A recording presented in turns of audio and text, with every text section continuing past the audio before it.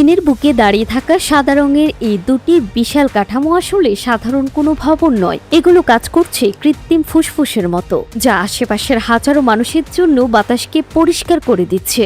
দূর থেকে দেখলে সাধারণ বিল্ডিং মনে হলেও বাস্তবে এগুলো উচ্চ প্রযুক্তির বায়ু পরিশোধক টাওয়ার, যা প্রতিনিয়ত দূষিত বাতাস টেনে নিয়ে তা পরিশোধন করে আবার পরিবেশে ফিরিয়ে দিচ্ছে। এ ধরনের একটি উন্নত কাঠামো দেখা যায় জিয়ান শহরে। প্রায় 100 মিটার উঁচু এই টাওয়ারটি সূর্যের তাপে বাতাসকে গরম করে উপরের দিকে উঠতে সাহায্য করে। গরম বাতাস হালকা হয়ে চিমনির ভেতর দিয়ে উপরে উঠতে থাকে, আর সেই পথে থাকা বড় ফিল্টারগুলো ধুলা ও দূষিত কণাগুলো আটকে দেয়।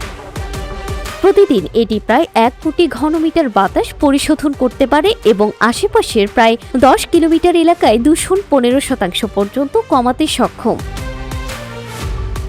অন্যদিকে বেইজিং শহরে ডাচ উদ্ভাবক ড্যান রোসগার্ড এর তৈরি আরেকটি ছোট আকারের বায়ু বিশুদ্ধকরণ টাওয়ার ব্যবহার করা হচ্ছে। এটি ধূলিকণায় পজিটিভ চার্জ দিয়ে পরে নেগেটিভ প্লেটের মাধ্যমে চুম্বকের মতো সেগুলোকে আকর্ষণ করে ধরে ফেলে। প্রতি ঘন্টায় প্রায় 300 ঘনমিটার বাতাস পরিষ্কার করতে পারে এই প্রযুক্তি।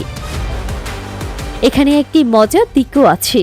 সংগ্রহ করা কালো কার্বনকে চাপে সংকুচিত করে ছোট আংটির মতো অলঙ্কারও তৈরি করা হয়। তবে বাস্তবতা হলো এই প্রযুক্তি পুরো শহরের দূষণ সমস্যার স্থায়ী সমাধান নয়, বরং এটি সাময়িক স্বস্তি দেয় এবং একই সঙ্গে মানুষকে পরিবেশ দূষণ নিয়ে সচেতন করার একটি বিজ্ঞান ভিত্তিক উদ্যোগ হিসেবে কাজ করে। Desk report, timeline.